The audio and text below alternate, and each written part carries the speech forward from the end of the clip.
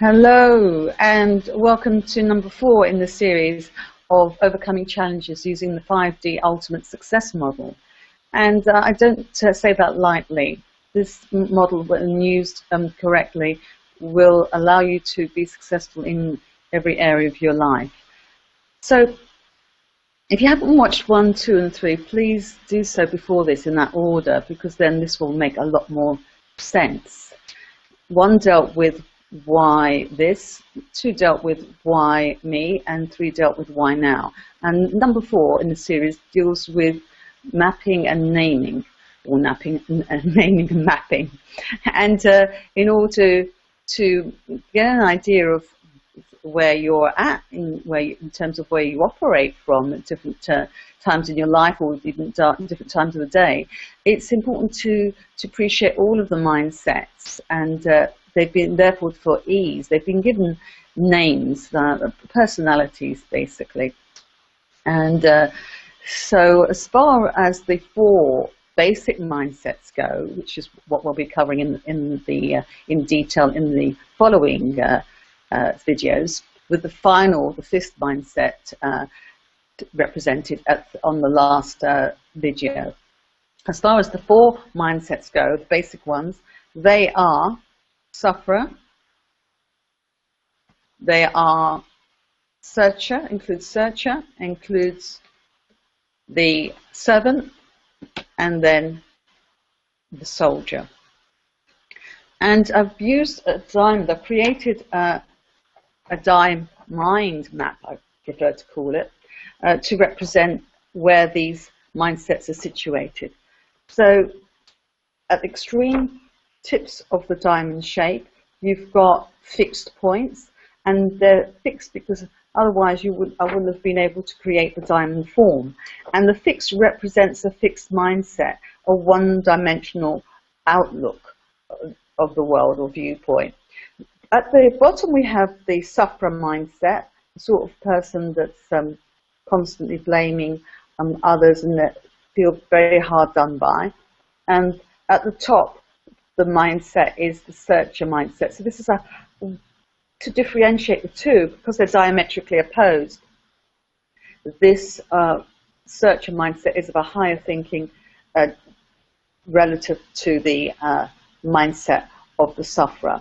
Then you have the servant mindset, who's of service, the people pleaser to the extreme at one end, even sacrificial at that end, and the soldier at the other end, who's the traditionally looked at as the defender or fighter at the other end. So those can often be perceived as diametrically opposed, although there are all these shades in between. It's extremely unlikely for the sufferer to go into searcher mode, but if they do, then they have a tendency to stay in searcher mode. So whilst you might not be able to read the names of those very clearly, the red represents the soldier, the blue represents at the top, opposite diametrically opposed, the searcher, and then there's the shades of green, the horizontal axis, which is more about the emotions. You've got the way that a servant would deal with things, someone of service providing a service giving, not necessarily always unconditionally, but with the expectation of having something in return, whether that's love in return or something else, such as a typical example would be a man who would provide for his wife, and her role is to make good the house, or keep the kids well, look after the kids, etc., etc. So that would be like a typical server mindset or servant mindset. Then at the other extreme, there you have the soldier mindset, and that would be more of the fiery emotions. So you've got the watery emotions of the servant and the fiery emotions of the soldier. Now in the diamond, or diamond, the tips are fixed points, one-dimensional. People that find themselves on the periphery will be two mindsets. They, depending on the situation, they might, or the actual role they're playing, then they might flip into one or to the other. So if we take this point here, they're fairly fixed when they're with their children. They may always play the servant of completely of service to their children. When they're with someone else, they might be always playing part of the sufferer. Poor me, poor this, poor that. So those, but they're still fixed. It's still fixed because it's on the periphery. The closer you get to the center of the diamond, the more your ability to flip from one to the other, until you're at the center point, which is you have the ability to flip from, or propensity to flip from one mindset to the other mindset. So that's it in a nutshell. It's just an overview. The assessment that you'll be taking at the end of the series of 9 will be able to identify and pinpoint exactly where you fit into the diamond, whether you're one-dimensional at the extreme, which is rare, or two-dimensional, which is most people.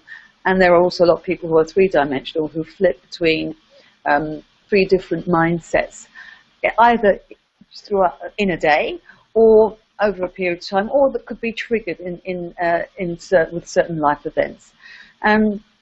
So just going back to that diamond, just to give another example, someone at the center of the triangle, there's 4 centers corresponding to the 4 triangles. Someone at the center will have an equal propensity to flip from one mindset to another. And as it's in that particular triangle, the 2 mindsets that represent that, that triangle. The assessment, well, not only does it therefore indicate your primary mindset that you operate out of predominantly at the time that you're taking the assessment, but it will also indicate your ability to move from one mindset to another.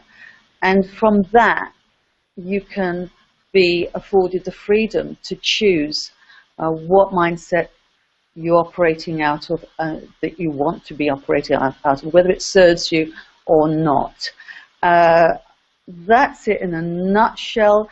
In the following sessions, we'll be talking about the individual mindsets.